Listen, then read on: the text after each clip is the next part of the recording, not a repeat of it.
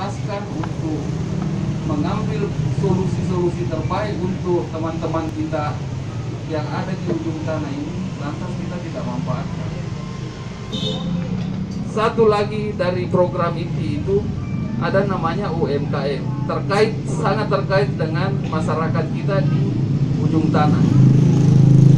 Di kecamatan lain, bukan di kecamatan lain, maaf, di provinsi lain, khususnya di Pulau Jawa, program ini sudah sangat populer, bagi-bagi alat tangkap, kemudian dibikin koperasi nelayan, itu semua sudah berjalan.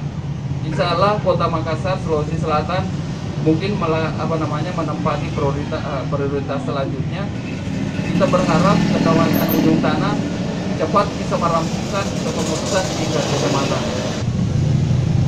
Artinya setelah pertemuan kita malam ini, saya anggap bahwa ini adalah puncak dari upaya kita.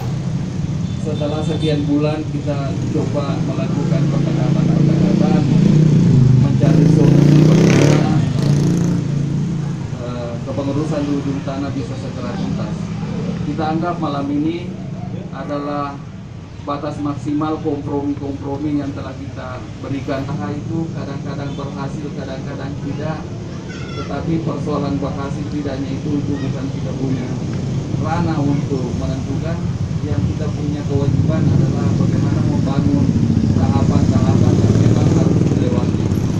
Bapak mendapat kepercayaan untuk menjadi ketua kelurahan, saya kira tidak ada salahnya kita bantu Pak Tamsil untuk membentuk kepengurusan di kecamatan. Karena yang dibutuhkan kan cuma 5 orang. Hal itu ada 15 orang untuk menjadi pengurus. Saya kira semakin banyak pengurus semakin bagus. Kenapa? Sebenarnya itu kan gunanya untuk kita juga. Artinya mau tidak mau ke depan partai ini kan harus cari dukungan, harus cari massa, harus cari orang yang bisa membesarkan partai ini. Tapi insya Allah mudah-mudahan dengan Pak Hamka ya, Pak Hamka, kemudian ada beliau dari kepulauan lebih tinggalkan, percuma. Kasihan keluarga, kasihan anak, kasihan istri ditinggal tiap hari. Tetapi kita tidak tahu apa yang akan kita janjikan buat mereka.